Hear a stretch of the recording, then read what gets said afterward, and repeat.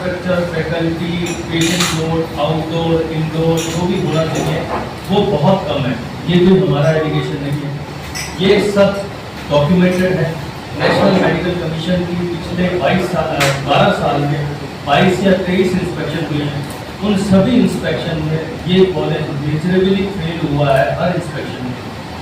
और अब जो पिछले 2 साल में जो 2 बैच हैं, 21-22 और 22-23 का बैच है, उसके बाद 5 इंस्पेक्शन हो चुकी हैं, जिसमें हर इंस्पेक्शन में मोर देन 90% डेफिशिएंसीज आई हैं।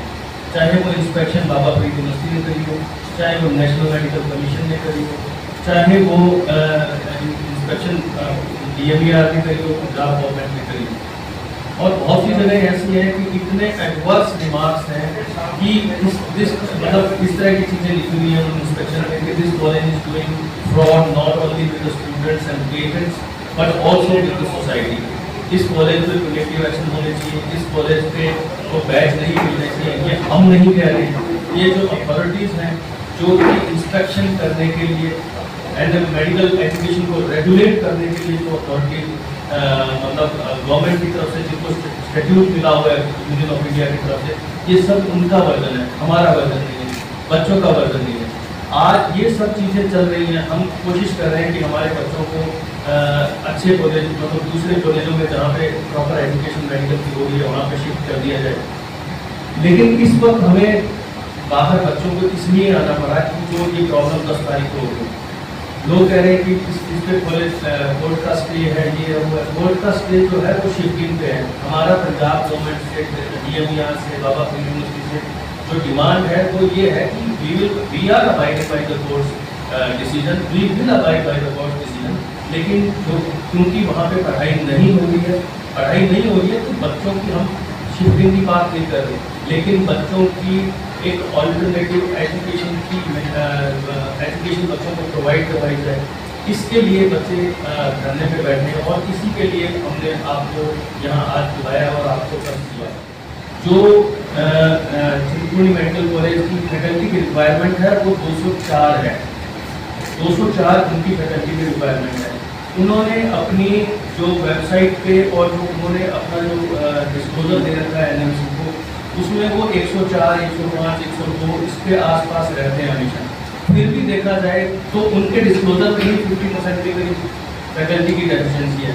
लेकिन वो जो 104, 102, 105 की जो नंबर उन्होंने दे रखी है वो नंबर भी सही नहीं है। हमारे पास उन 104 लोगों में से 5 लोगों में से लगभग 35-40 टीचर्स के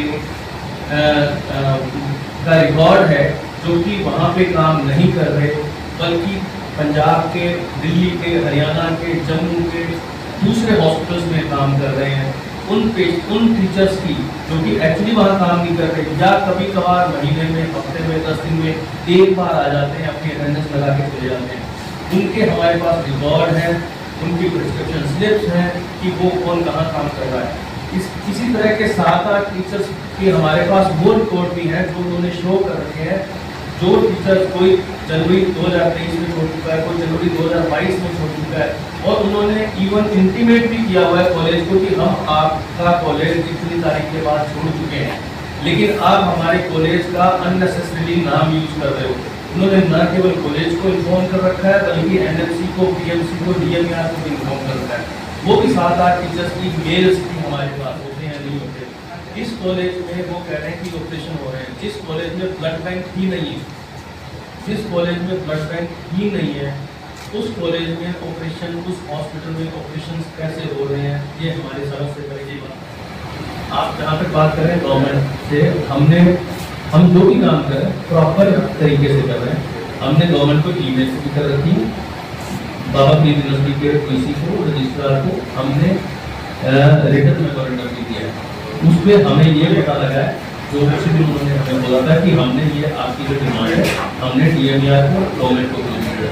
उसके बाद उन्होंने कहा कि आप DMER के पास जाइए। हम यहाँ DMER के पास भी आए हैं, DMER को भी हमने लगी रिप्रेजेंटेशन और वो सब कहा है कि हमारी क्लासेस की व्यवस्था कर दो, हमें और कुछ नहीं चाहिए, बाकी rest all is up to the court, सिर्फ हमारी क्लासेस की व्यवस्था कर दो। तो DMER ने भी यही कहा है कि हमने उनको भेज दिया। हमने CM साहब से मिलने की कोशिश की थी, उनके पास गए थे, तो उनका थोड़ा मशहूर चल रहा है अभी, तो उन्होंने हमें शायद 1-2 दिन में हमें मिलने का मौका वो देंगे, हम उम्मीद नमस्कार, करते हैं। मेरा नाम चहक छाबड़ा एंड मैं सीएमसी मेडिकल कॉलेज की स्टूडेंट हूँ, चिंतपूर्णी मेडिकल कॉलेज पठानकोट की। सर, मेरा मानना है कि किसी भी मेडिकल कॉलेज को चलाने के लिए 2 चीज़ें चाहिए होती हैं, एक तो अच्छा पेशेंट फ्लो और एक बहुत स्ट्रॉन्ग फैकल्टी। इन दोनों ही चीज़ों की हमारे कॉलेज में डेफिशिएंसी है। सर, इन डेफिशिएंसीज, सर हम कोई भी डेफिशिएंसी हो, चाहे हमारी बेसिक जो नीड्स हैं, वाटर की डेफिशिएंसी है, इलेक्ट्रिसिटी की डेफिशिएंसी है, इन चीज़ों के साथ हम कॉम्प्रोमाइज़ कर लेंगे, हम एडजस्ट कर लेंगे, पर हम एजुकेशन के साथ कॉम्प्रोमाइज़ नहीं कर सकते, हम एडजस्ट नहीं कर सकते। बिकॉज अगर आज हमारी पढ़ाई के साथ कॉम्प्रोमाइज़ होता है, अगर आज हमारी पढ़ाई के साथ इनजस्टिस होती है, तो फ्यूचर में हम सोसाइटी को अच्छे से ट्रीटमेंट नहीं दे पाएंगे। सर, मेरा मानना है कि कोई भी मेडिकल कॉलेज को में अगर एक छोटी सी भी डेफिशिएंसी, एक डेफिशिएंसी होती है, तो उससे एक मेडिकल स्टूडेंट, एक एमबीबीएस डॉक्टर की पूरी करियर में बहुत इफेक्ट पड़ सकता है। पर इस कॉलेज में एक डेफिशिएंसी नहीं है सर, इस कॉलेज में 96% से भी ज़्यादा डेफिशिएंसी है। एंड ये चीज़ एनएमसी DMER ने खुद कहा है कि 96% से ज़्यादा डेफिशिएंसी है। सर, मेरा मानना है अगर इतनी डेफिशिएंसीज़ हैं किसी कॉलेज में, तो वहाँ से हम अच्छे डॉक्टर बन के नहीं जा सकते। और सर, अगर हम एक अच्छे डॉक्टर नहीं बन के जा सकते, अगर हमारे एजुकेशन के साथ आज जस्टिस नहीं हो रही है, तो कल हम सोसाइटी को भी ढंग से ट्रीटमेंट नहीं दे पाएंगे। सोसाइटी का जो हेल्थ केयर डिपार्टमेंट है, ये बहुत ज़्यादा नेगेटिवली इफ़ेक्ट होगा। सर, हम यही चाहते हैं कि हमारी एजुकेशन अच्छे से हो, हम जल्द से जल्द हमारी एजुकेशन का प्रबंध किया जाए, टेम्परेली हमें शिफ्ट किया जाए किसी कॉलेज में, और जो जुडिशियल प्रोसीजर्स हैं वो होते रहे।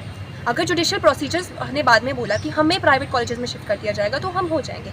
अगर उन्हें बोला कि हमें वापस भेज दिया जाए, तो हम चले जाएंगे। पर सर, तब तक चाहते हैं, हम ये चाहते हैं कि तब तक हमारी पढ़ाई के साथ इनजस्टिस ना हो और हमें टेम्परेली किसी और कॉलेज में शिफ्ट किया जाए, किसी भी पंजाब के कॉलेज में शिफ्ट किया जाए, जहाँ पे हमारी पढ़ाई कंप्लीट हो सके। आपका एडमिशन किस कोटे से हुआ था, मैनेजमेंट कोटे से या नॉर्मल? एडमिशन मैनेजमेंट कोटा से हुआ था। बाकी नीट में आपका कुछ आया था? जी सर, मेरा नीट के थ्रू ही सिलेक्शन हुआ है। मेरे नीट में अराउंड 300 के अराउंड मेरे मार्क्स थे सर, पर मैंने नीट के काउंसलिंग के लिए अप्लाई किया था, उस काउंसलिंग का मेरे बाबा फ्री के थ्रू ही मेरा एडमिशन हुआ। मैं एक WMCH वाइट ਮੈਡੀਕਲ ਕਾਲਜ ਦਾ ਪਠਾਨਕੋਟ ਤੋਂ ਸਟੂਡੈਂਟ ਹਾਂ। ਠੀਕ ਹੈ, ਸਾਡੇ ਨਾਲ ਇਹਨਾਂ ਨੇ ਬਹੁਤ ਧੱਕਾ ਕੀਤਾ ਗਿਆ। ਸਾਡੀ ਐਜੂਕੇਸ਼ਨ ਬਹੁਤ ਕੰਪਰੋਮਾਈਜ਼ ਹੈਗੀ ਇਸ ਕਾਲਜ ਦੇ ਵਿੱਚ, ਨਾ ਟੀਚਰ ਹੈ ਜੀ, ਨਾ ਡਾਕਟਰ ਹੈ, ਨਾ ਕੁਛ ਹੈ। ਤੇ ਅਸੀਂ ਬਸ ਇਹੋ ਮੰਗ ਰੱਖਣਾ ਚਾਹੁੰਦੇ ਹਾਂ ਕਿ ਸਾਡੀ ਇੱਕ ਤੁਰੰਤ ਕੋਈ ਨਾ ਕੋਈ ਐਜੂਕੇਸ਼ਨ ਦਾ ਪ੍ਰਬੰਧ ਕੀਤਾ ਜਾਏ ਜਾਂ ਸਾਡੀ ਟੈਂਪਰੇਰੀ ਸ਼ਿਫਟਿੰਗ ਕੀਤੀ ਜਾਏ ਬਾਕੀ ਕਾਲਜਾਂ 'ਚ।